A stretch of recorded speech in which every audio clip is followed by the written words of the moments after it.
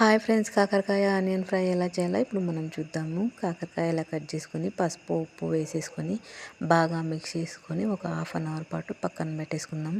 ఎందుకంటే చేదు అనేది వెళ్ళిపోతుంది ఇలా చేస్తే. స్టవ్ వెలిగించేసుకొని ప్యాన్ పెట్టుకొని ఆయిల్ వేసేసుకుందాం. ఫ్రైకి తగినంత ఆయిల్ వేసేసుకుందాం. తర్వాత కాకరకాయ ఇలా పిండేసుకుంటే చేదు వెళ్ళిపోతుంది. తర్వాత ఫ్రై చేసేసుకుందాం. ఆనియన్ అన్నాను కానీ ఆనియన్ చూపించలేదు అనుకుంటున్నారా? ఇప్పుడు నేను చూపిస్తా. ఆనియన్స్ కూడా లైట్గా పచ్చి వాసన పోయేంత వరకు ఫ్రై చేసుకోవాలన్నమాట. ఆనియన్స్, చింతపండు, ఎల్లిపాయలు, జీలకర్ర ఇవి మళ్ళీ లైట్గా ఫ్రై చేసేసుకుందాం. పక్కన ఇంకొక ప్యాన్ పెట్టేసుకుందాం. కొద్దిగా ఆయిల్ వేసేసుకుందాం. ఎందుకంటే ఆల్రెడీ కాకరకాయ ఫ్రై అవుతుంది కదా, ఎక్కువ ఆయిల్ పట్టదు అనమాట. ఇందులో జీలకర్ర, ఎల్లిపాయలు, ఉల్లిపాయలు, చింతపండు వేసేసుకొని జస్ట్ ఒక 5 మినిట్స్ మగ్గ పెట్టుకుంటే సరిపోతుందన్నమాట. ఇలా ఆల్మోస్ట్ దగ్గరికి అయిపోయినట్టే. ఇప్పుడు ఇది పక్కన పెట్టేసుకుందాం. చల్లారిన తర్వాత మిక్సీ పట్టేసుకుందాం.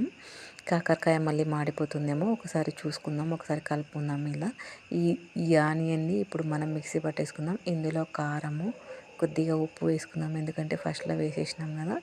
ఉప్పు, ధనియాల పౌడర్ వేసుకొని ఇది పేస్ట్ పట్టేసుకుందాం. పేస్ట్ అయిపోయిన తర్వాత కాకరకాయ చూసేసుకుందాం. ఇది దగ్గరికి అయిపోయినట్టే. ఇప్పుడు ఆనియన్ పేస్ట్ వేసేసుకుందాం. ఆనియన్ ఎక్కువ ఫ్రై అవ్వడానికి టైం పట్టదు, ఎందుకంటే ఆల్రెడీ ఫ్రై చేసేసినాం కదా.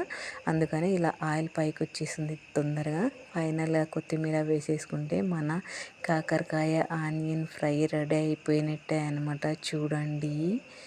Thank you. సబ్స్క్రైబ్.